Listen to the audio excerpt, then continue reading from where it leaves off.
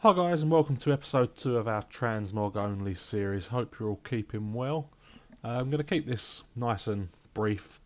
We had quite a long video yesterday, I believe, about 25 minutes on the Brutasaur challenge. A couple of things I do want to show you though. We've created our guild now. Simply, it's just called 100 runs. It's just so I can use the guild bank, and I've separated the tabs into, so I'm going to start doing the 100 runs obviously. Somewhere I can store the specific items for each dungeon. So far, a little spoiler, we're doing Razor Fen Downs, Lower Blackrock Spire and Blackrock Depths to begin with. Obviously once we've hit 100 runs, then I'll release the video on that and we'll have the spreadsheet up and running. But yeah, I believe we probably have suffered a little bit with this auction house mailbox bug in terms of what we've sold in transmogs, because I know when we was relisting, started off, looked like we was getting quite a few sales in when 8.3 first hit, and then the longer that bug went on, I think people were being reluctant in terms of spending unnecessary gold. Obviously transmog is sort of a luxury item, so it's sort of a last resort for a lot of players. I think we're going to do well with transmog towards the end of this patch. When people start running out of things they want to do, that's when they turn to building up their appearance collections, etc.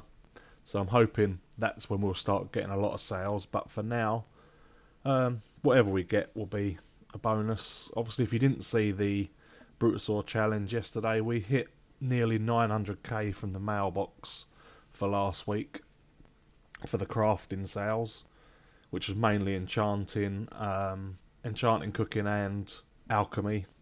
Also we had quite a few blacksmithing uncanny pieces of gear sold, which was nice. So we're sitting on now 3,157,752 gold, and then obviously just on this character is going to be purely transmog. So we ended the last episode, on 0 gold. So just through farming, we've got 5,951 gold, but that doesn't include the money setting up the guild bank. I needed 4 people to sign it obviously, and I was paying them 500 gold each just to get the bank up and running as quickly as possible. So we would have been sitting a little bit higher than that. But no, apart from that, it's all gone well. I'm really enjoying the transmog runs. And yeah, let's see what we've got in the mailbox. So we've sold 71 items for 35,786. So I'm guessing there's quite a lot of minor sales in here. But we'll go through anything over sort of 500 gold. The Warmonger's Cloak of the Fire Flash for 521 gold. The Gothic Sabatons for 839 gold. A Belt of Tasselled Lanterns for 1,235 gold. Then we got the Inscribed Leather Gloves, which was crafted with leather working, 958 gold. The Razor Axe of the Aurora, 848 gold. Grunt's Ankle Wraps for 565 gold. 533 gold for a Neverweave belt, which was crafted with tailoring. The Aristocratic Cuffs for 1,154 gold. We sold 2 Gorestained Garbs for 674 gold. Now that's quite interesting because they were really easy to pick up. They dropped from one of the bosses in Black Fathom Deeps, and it's pretty much a guaranteed drop from one of the bosses. I think when we done the 25 runs there, we could have ended up with maybe 20 of them. I vendored most of them because I didn't expect them to sell, being how easy they are to pick up. So it looks like we'll be going back there to get a couple more of those. The Funeral Pyre Vestment for 1,848 gold. That's from Blackrock Depths. Now the Black Duskwood Staff has sold for 7,100 gold. That's pretty nice. The Commander's Boots for 475 gold. Sorcerer's Slippers for 808 gold. A Scale Slicer for 3,629 gold. I believe that's from Blackwing Descent. The Prospector's Mitts for 2,897 gold. Then we have the Buccaneer's Gloves for 765 gold. 2 Diviner Longstaffs for 481 gold. And lots of minor transmogs. A Downfall Hammer, 632 gold.